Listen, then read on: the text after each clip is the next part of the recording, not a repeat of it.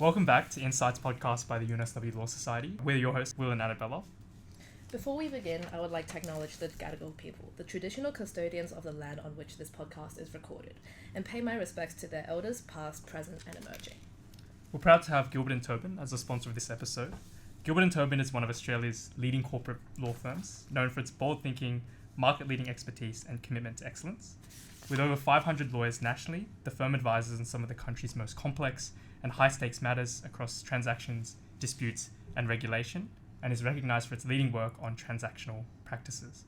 Built on enduring values of trust, integrity, and innovation, Gilbert+Tobin delivers cutting-edge legal solutions and strategic insight across industries. Whether it's advising on billion-dollar M&A deals, navigating regulatory challenges, or resolving complex litigation, the firm is known for its plain-speaking partners, deep commercial acumen, and fearless determination to act on what matters most. From your first day at GNT, you'll be exposed to milestone deals and major clients across Australia, Asia, Europe, North America, and emerging markets. You'll also have the opportunity to work in practice areas focused on ESG and the transition to renewable energy, as well as emerging regulatory change and tech transformation. With a strong reputation for technological innovation and progressive thinking, the firm continues to break new ground, lift others up, and redefine what legal excellence looks like in Australia and beyond. So in this episode, we'll be talking with Noah Solomon, an experienced corporate lawyer in the corporate advisory group at Gilbert+Tobin, and also a UNSW alumnus. Noah was part of the GNT Summer Clerkship Program between 2021 and 2022. He is now a lawyer in the Mergers and Acquisitions team at Gilbert+Tobin, advising on high-value corporate transactions, private capital transactions, foreign investment in Australia, and share and unit capital transactions with a particular interest in private capital, and continues to work on some of the most dynamic and complex corporate transactions in the Australian market. We'll also be joined by Katrina Chen, a lawyer in the Banking and Projects team at Gilbert+Tobin and also a UNSW Law alumna. Katrina was also part of GNT's Summer Clerkship Program between 2019 and 2020, rotating in the Banking and Infrastructure team and Intellectual Property team, after which she joined the firm as a graduate in 2021. She is now a lawyer in the Banking and Projects team at Gilbert+Tobin, specializing in corporate finance, ESG, sustainability-linked loans, leveraged finance, and real estate finance. Katrina has acted for sponsors and financiers, bank and non-bank, in a range of domestic and cross-border transactions, with experience in leveraged acquisition and general corporate finance. If you're considering a career in banking law or curious about how clerkship rotations can shape your legal pathway, this episode offers practical insight from both Noah and Katrina, who have navigated it firsthand. So to start off, to get to know you guys on a more personal level, we have a few icebreaker questions. So starting with this one, if you weren't a lawyer, what job do you think you guys would be doing? I'd hope that maybe I found my way into somewhere in the sports industry, maybe sports management or something like that, and kept to my hobbies, but who knows. Nice. Yeah, which sport do you reckon? Well, if it's management side of things, maybe NRL, just because I'm a fan. That's a good one, yeah. I doubt it, but you'd be hopeful. Yeah. NRL would be good. So, I was kind of a boring kid. I always said that I wanted to be a lawyer. I did a lot of writing when I was a kid. I would sneak out books. When in my primary school, there was a limit of 3 books that you could borrow at a time. So I would sneak out books because I just loved reading so much, and I would write at night. So maybe a writer. That's also just something I would like to do, going forward as well. So yeah. Sounds like very good paths for both of you guys. I wonder what game is happening tonight. In a different Relevantly. world. In a different world. Yeah. If you had to pitch your legal career so far as a Netflix show, what would the title be? Noah and I had a discussion about this when we got the questions. We had a brainstorm. I thought of So Far So Good. I was thinking maybe Early Days. Early Days. Yeah, One. I'd say. I feel like it's kind of the beginning, so fitting, I guess. Yeah. Friends 2.0. Colleagues. Round 2. Yeah, no, nice. And then outside of work, how do you guys unwind? What do you guys like to do as your hobbies? Hobbies, again, I guess sport is something, but just catching up with friends. I think it's probably the most important thing, just being social. But yeah, for sure. Pretty basic. I have a habit of picking up hobbies and then dropping them, so I guess trying to maintain them. I've picked up running recently. I did a half marathon. I did a half marathon a bit earlier this year for the first time, which was awesome. also like to keep it social. I love a good wine bar when the weather's nice. Like Can't a go picnic. wrong. Yeah, can't go wrong with the wine bar. Are you guys doing City to Surf? I'm not. I actually, so G&T does like discounted tickets for City to Surf, and I was planning to sign up, but it just got really busy and I forgot to, and it sold out. So usually I do that. I did it the past like 3 years, but yeah, this year I won't Yeah, be. I did Unfortunately. last year, but no, not this year, Yeah. unfortunately. There's always a big G&T contingent doing City to Surf, so yeah. Yeah, we'll move on to actual questions now. So to start us off, could you both give us a brief overview of your practice groups, mergers and acquisitions, and baking and projects, and what they broadly involve at GNT? On the mergers and acquisitions front, on the M&A front, M&A kind of falls within our corporate advisory practice, which is quite a broad and large practice. M&A specific is usually the buying and selling of publicly listed companies or privately held companies. But our corporate advisory practice also reaches out to, there's a tax team for tax advice, a funds team, which is more that upstream, how sometimes these assets are held, and a few other smaller functions such as superannuation, financial services. So it's pretty far reaching. On the M&A front, I'm personally a part of one of the more private M&A teams. So we deal with more privately held companies, not anything ASX listed. But yeah, that's probably the easiest, cleanest explanation. So baking and projects is kind of the wider like practice group name. It comprises like banking, property, insolvency, energy and infrastructure, construction. I'm in specifically like the finance part of the banking projects team. To put it in layman's terms, basically we assist lenders or sponsors with putting together loan agreements for usually like big corporates. It could be for a variety of purposes, or sometimes it might be in connection with like an acquisition, so something that the corporate team might be doing, or it could just be for like general corporate purposes, projects, infrastructure, working cap, things like that. So the nature or the purpose of the financing kind of dictates the terms that you would typically expect, and then G&T comes in and helps out with determining the actual terms of the transaction as well as documenting it, and then just going forward assisting the lender or the financier with ongoing work. So that could be like refinancings or accessions or things like that. Yeah, nice. So it sounds like very comprehensive, detail of the roles, but also very simple as well, which is good. And so I'm sure our audience are wondering, what does a day in the life look like? We see all these vlogs about, people going about the day. So tell us a bit about what your daily responsibilities kind of look like. Usually a day for me looks like waking up, answering the emails that have come in. Often we're working with overseas counsel, so there might be correspondence from other legal counsel or just clients. And then I'll usually get into the bigger pieces of work that I need to do for the day. So that could be a facility agreement, security documents, like due diligence reports. There's a lot of kind of bits of paper that you have to draft like in the banking practice. And then the rest of the day is kind of taken up with client correspondence, some negotiation. Maybe we have like term sheet calls or calls with clients or the other side to kind of talk through the status of particular documents, and then like project management, kind of items like updating CP checklists and checking in with the team where things are at. There's a lot of moving pieces in financing transactions, so we have a big team that kind of manages different parts of the project. Nice, yeah. I think adding to that, no days like the other. Some days you'll be reviewing suites of documents, some days you'll be drafting, some days are taken up more by client calls or full day negotiations. So I guess adding to what Kat said, it's a bit of a range, and just depends on what kind of transactions you may have on at the time. You may have some smaller ones with, I guess, overseas counsel. You may have some larger ones where there's a larger team on it. And yeah, it just depends on what's going on. Yeah, awesome. So it sounds like there's a large variety of work that you guys do in both of your practice groups, and it's good to know that you have a team behind you when you do all of these things. So with that being said, how would you describe the pace and style of work in your teams? Is it transactional, fast-moving, or is it more long-term matters, or a mix of both? What kind of matters do you generally deal with, and what is the team culture like? On my end, I would say the pace is quite fast. I don't think it's as fast as the banking team sometimes, but definitely fast. My team itself, we're quite a flat hierarchy team. We work all, I guess, together. It doesn't feel like you're sometimes working underneath people. The types of matters I generally deal with lately has been a lot of buy side on the private M&A side, so assisting let's say, a private equity client or even just a regular corporate client, either building their business or building their portfolio. But yeah, it'd be fast. Deals don't take, they're not very long lasting. Sometimes they can range to signing in between a month or 2 months and completion maybe a few months after that. Sometimes obviously a bit more long winded over a full year. So that's what I would say the timeline is. Yeah, I would say it's definitely quite fast paced. Sometimes we're getting asked to do things within like a month increasingly, but you would typically see it being like 1 to 2 months. Definitely very fast paced.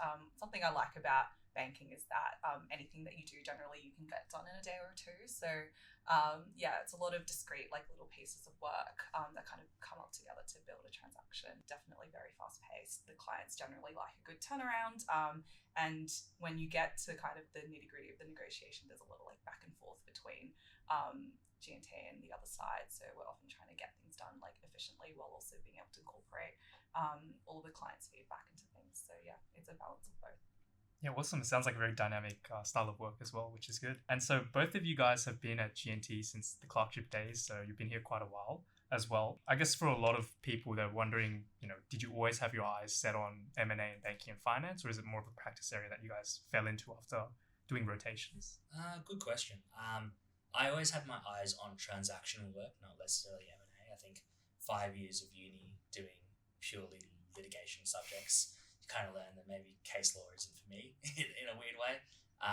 It wasn't really until I started G&T and rotated through the clerkship and as a paralegal, which area I'd found myself in. I've given a go at banking and real estate and kind of just found my way into M&A. I think it's purely because it's still transactions, but you're almost helping a business or a PE fund build their portfolio or build the business. And it's quite fun and rewarding in that sense. So I think that's just what drew me to it in the end. I'm a bit the opposite. I actually came to G&T wanting to join the IP litigation team, which is like basically the complete opposite of what I ended up doing.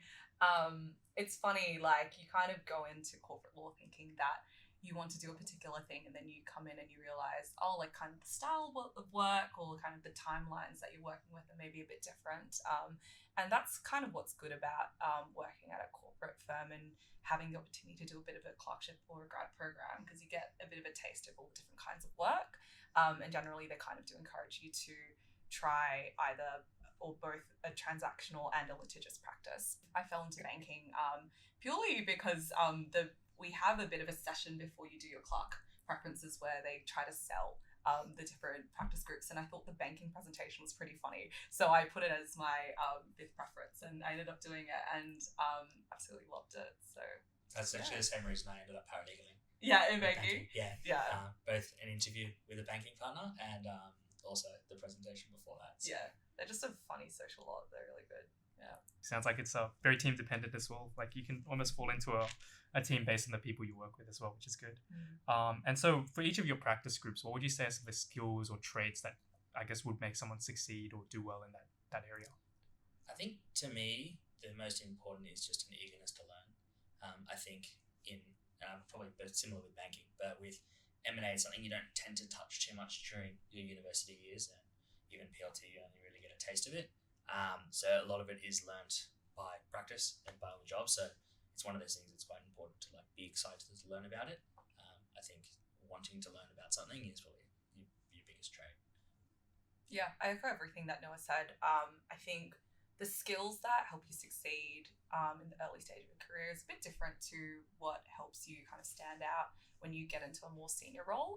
But definitely in the beginning stage of your career, I would say, yeah, eagerness to learn is great. I think project management skills is quite important because often you're tasked with running checklists or making sure that everything's kind of kept up to date or moving. I think attention to detail is quite important because often lawyers are kind of relying on you to make sure that particular details are correct, and being close to the documents, you'll have oversight of that.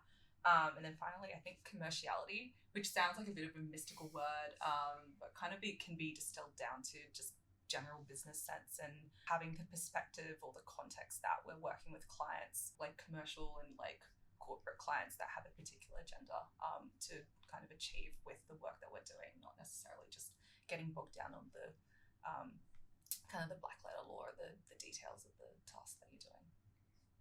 Perfect. As Noah was touching on, like as law students, you don't get that much practical experience or practical exposure to either banking projects or mergers and acquisitions. So are there any misconceptions students might have about corporate advisory or banking that you would like to debunk? People often think you need to have like a finance background or have done a finance degree to do banking.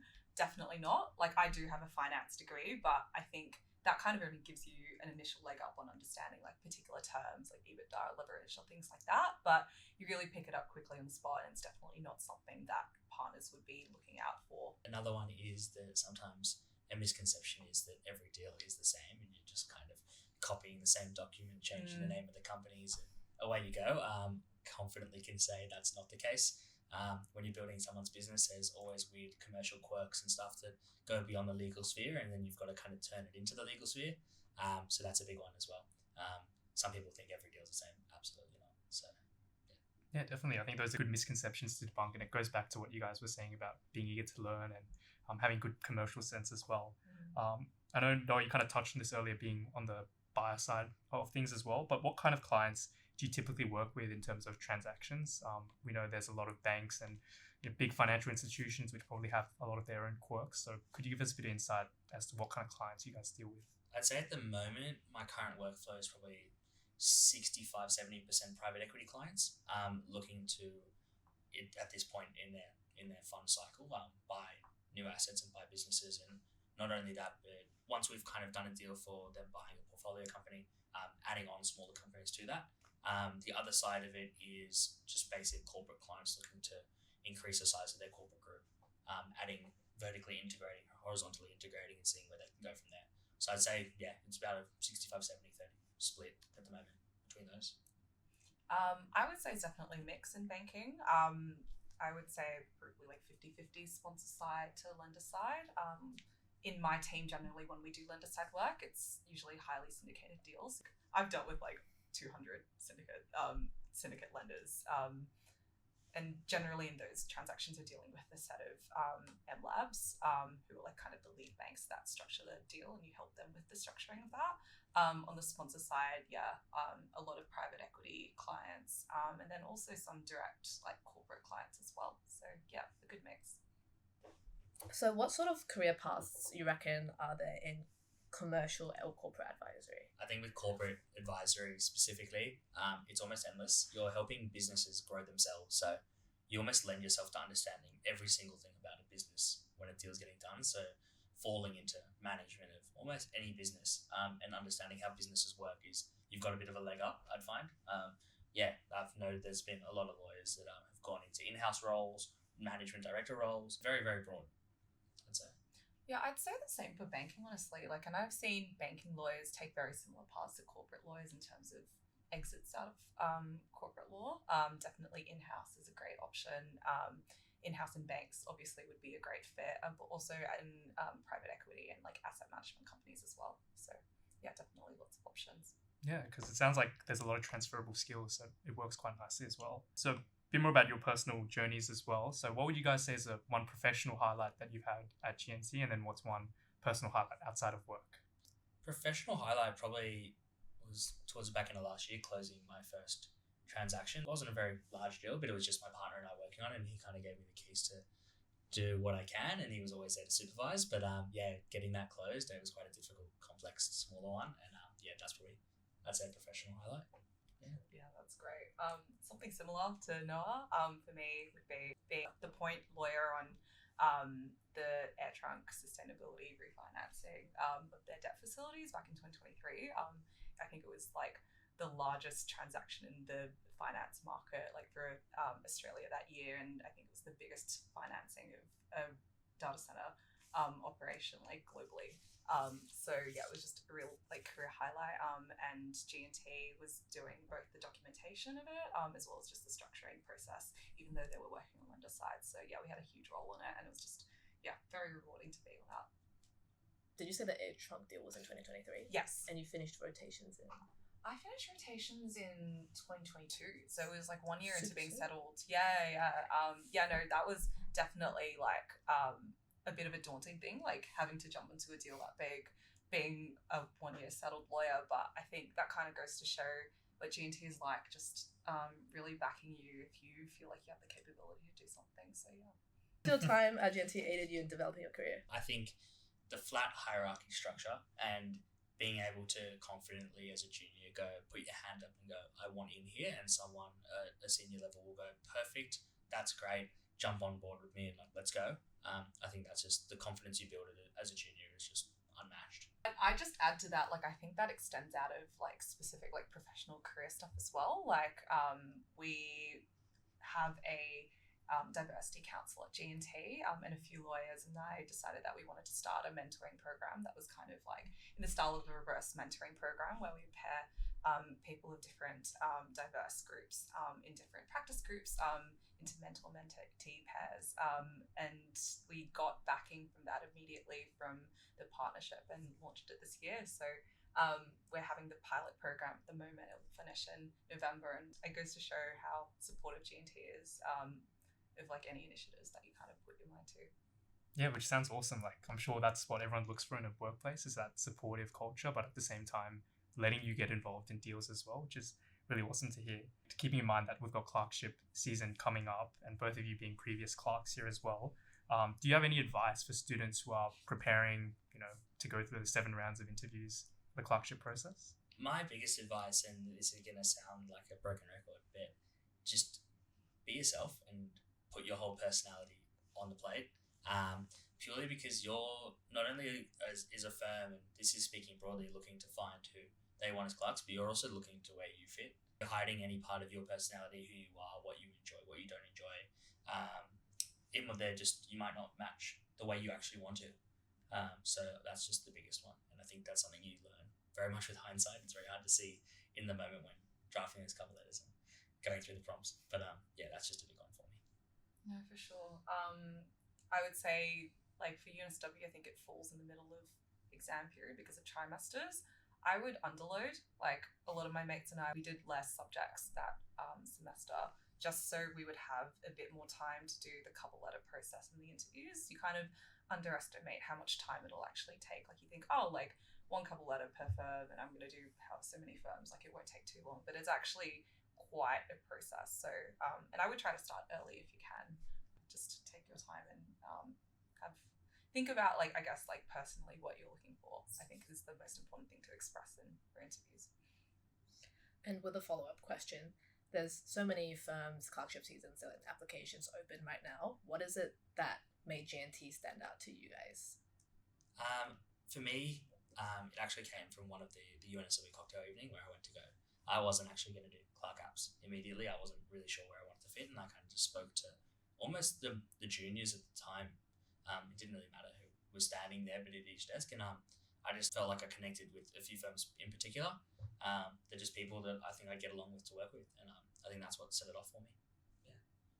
I would say the same. Like, I think this is a bit of a generic response, but the people. Like, I think when you go through the clerkship process, you end up chatting to a handful of partners and then a variety of like the junior lawyers, and then you kind of get a spread or a sense of the culture of each firm, like through those like few people. And even though it's a few, I think you can kind of get a sense of the culture and the kinds of characters of the people that are hired at that firm. And yeah, I think by the second round, I think I'd realized that the people at G&T are kind of the people that I like, or that I would prefer to work with. I think don't take themselves too seriously, bring their genuine selves to the workplace, and are like very accepting and diverse. Like, everyone's very different, and I think that's very accepted at G&T. So that's good, yeah. And so I think the people are probably the most important thing about a workplace, is wanting to come in and work with people as well. So yeah, that's really good. And in terms of a bit more detail about the clerkship itself, how does it work? Do you guys get to put in preferences for certain rotations? How long would a rotation be typically? When we did it, I'm not sure exactly how it is now. We did 4 preferences, and they're 2 4-week rotations. And they try and match you up with your preferences, but it's a bit of a blessing in disguise sometimes. I actually rotated through my first and my last preference. I ended up absolutely loving that last preference and rotating through there as a grad at the time. So yeah, you kind of you get a little shot at it, but I think you take it as it comes. I had the exact same thing happen to me. I got my first and my last preference, and my last preference ended up being the place that I settled. When we did it in my year, we got to put in 5 preferences, but I imagine it's probably 4 now. And yeah, it's 2 4-week rotations. The first rotation kind of finishes up right at Christmas, so you get to go to all the Christmas parties for that particular practice as well as for the firm. You get the clerkship cruise, which is always a lot of fun, and then you start up again for your second rotation. So and often during the clerkship process, lawyers and partners are kind of encouraged to give interesting bits of work to the clerks, so you definitely get involved and get a good exposure to the stuff that you do, but you're also just encouraged to have a good time and just to enjoy yourself. Given that the time of uploading this, it would be when people are wrapping up their clerkship applications or they're progressing to the next stages, the 7 rounds, what advice would you give to them now? Like, looking back on yourself as a law student, what advice would you wish you have heard, if that's in relation to clerkships, confidence, or just career planning in general?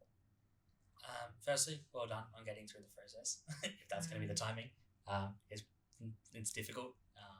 The other thing I'd say, and I've realised this, I guess, more recent, and it's more of a uni advice, but make those connections with people in your cohort.